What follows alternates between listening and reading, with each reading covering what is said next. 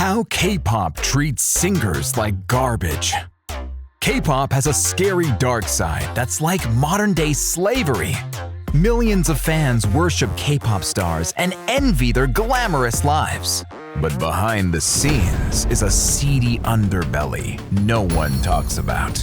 In hopes of becoming a superstar K-pop idol, teenagers literally sign their lives and identities away to management companies who overtrain and mistreat them. 그거 있어요! 대박! 야, 세게 안 누른다, 나 지금. 나 지금 숨만 살짝 올리고 있는 거야.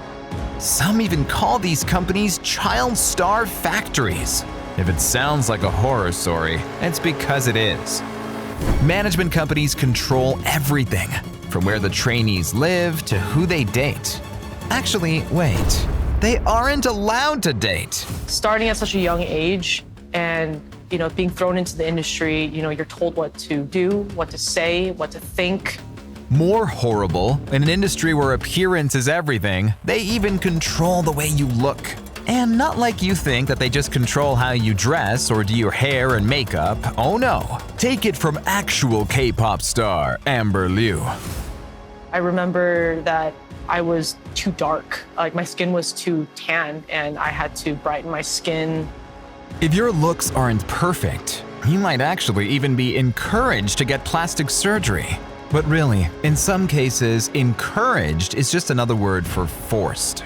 Part of the perfect look is to have the perfect body, which some management companies insist cannot weigh an ounce over 46 kilograms or 101 pounds, even if you are really tall.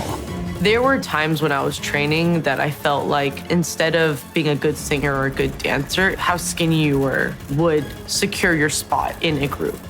There's a point where I wasn't eating and I was scared of food. That's why you'll see scary videos like these, where managers actually take food away from hungry trainees. How insane is that? Hopeful trainees start as young as 12 or 13 years old. From the moment they sign a contract with a management company, they become the property of that company. And that's because they literally treat you like property instead of an actual human being. And these contracts that the teens and their parents were signing got the nickname slave contracts. So, that can't be good. Oh, and trainees also don't get paid for their hard work. In fact, they start with a massive debt to the company, because the company has to feed them, clothe them, and pay for their training and accommodation. This debt can be hundreds of thousands of dollars that trainees have to start paying back as soon as they debut and become part of a K-pop band. It can take anywhere from 5 to 15 years before a trainee finally debuts. And the rules trainees are under are ridiculous. First, there is non-stop practice, sometimes 6 or 7 days a week, from early in the morning to late at night. We already said that whatever trainees eat are strictly controlled by the managers. But it's probably a lot worse than you imagine. Like singer Soyu, who revealed how her company made her count how many spoons of rice she ate with each meal. And she'd sometimes sneak to the bathroom to eat in secret. To keep their slim figures, K-pop diets are extreme. 조금 먹을 수 있겠다 싶으면 계란 한두 개, 방울토마토 10개, 아몬드 10개 이런 식으로 세 먹고 그러면서 뺐던 42kg? One of the more popular but still insane diets is the 3-cup diet, where they only eat 3 portions that can each fit into a small paper cup. And regular people who have tried it agree, it's a nightmare. Honestly, I don't think that I can do this anymore. Jin from the famous band BTS mostly ate only 4 chicken breasts per day. For, wait for it, almost an entire year.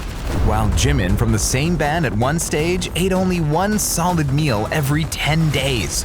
Another favorite K-pop diet is the banana diet, where all you eat is 1 banana for breakfast, lunch, and dinner. Regular girls love to try these diets to then share their experience on YouTube. Most of the time, it's not good. Diet is so much more than just what you look like. Diet ends up being your health and your wellness. Normal, ordinary things like standing up, walking up a hill, walking upstairs, sleeping, all of those got impacted just because I didn't eat properly for 2 days. However, even if trainees want to eat healthy, Well, tough love, because most trainees don't get enough allowance to even buy proper food.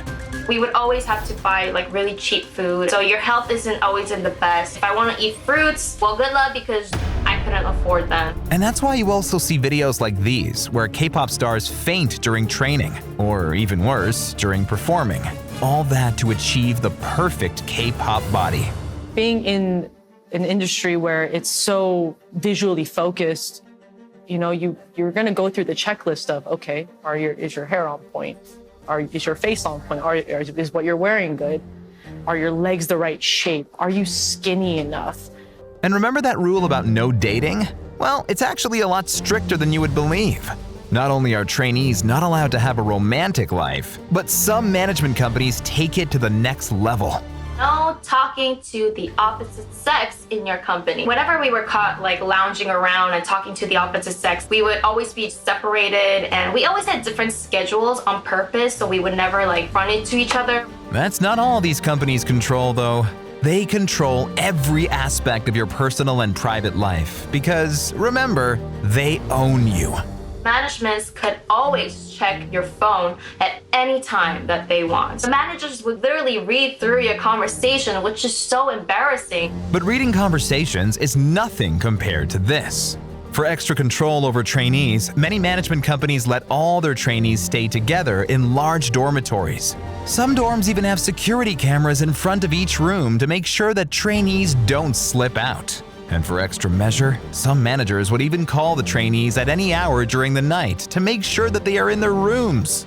The manager would call us, like, it could be like random times, like 11 p.m., 12 p.m., 1 a.m., 2 a.m. They would call us and they would like check up on us. And if managers don't believe you, they'll make you video call and force you to film the whole dorm room just to make sure that you really are in your room. So if you do something wrong in their eyes, like dating or going on social media, the consequences can be unthinkable. The punishments might be very severe. Like, you could be literally fired for this. A favorite amongst K-pop managers is to take away your phone. Again, this is a lot more extreme than you'd think and has a real negative psychological effect on the mental health and wellness of trainees. It could be months, it could be up to like a year where they take your cell phone away. You have no way of communicating. If you do want to communicate with your family, they have to call the manager. And for some trainees, their families live abroad and they never get to see them in person. Which means they can't share their grief with their parents because management, guess what, is always listening. Another way they make you pay for misbehaving is by cutting your roles and screen time in performances, meaning that you're in the background all the time and the cameras hardly show you at all. 이거 왜 하고 있는지 모르겠어요. 어차피 그 카메라에 대본이 있는 사람이 있는데 내가 왜 땡볕에 하면서 왜 배경을 내가 지금 이렇게 하고 있어야 되나? This has a great impact on your future as a famous star, and many trainees say this is the worst possible punishment. It sounds like trainees really go through hell to hopefully make it to debut to one day star in a K-pop band. Did you know about the dark side of K-pop and how trainees are treated? Do you think it's fair, or does the industry need to change? And do we need to raise more awareness?